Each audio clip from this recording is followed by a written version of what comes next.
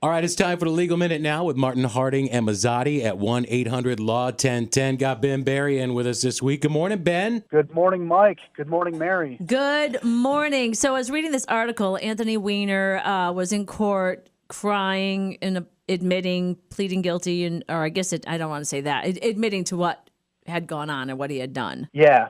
So I think Anthony Weiner's putting on a pretty good show.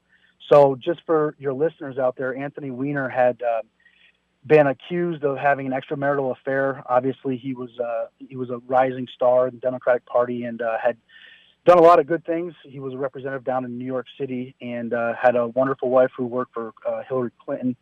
And in any event, he had these extramarital affairs, had some texting correspondence with other women. That was he was outed in the press for that. Yep.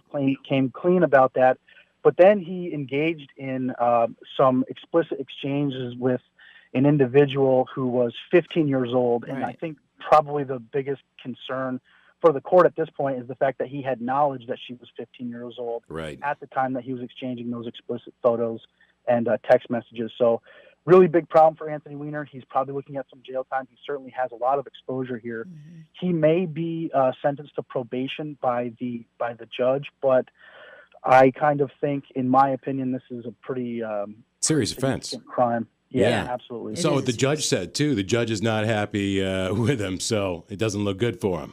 That's right. Yeah, nobody should be happy with him. Nope. This is somebody who has knowledge of the law. He knows he knows a great deal. This is not some lay person who was duped by a person online who was young, posing to be older.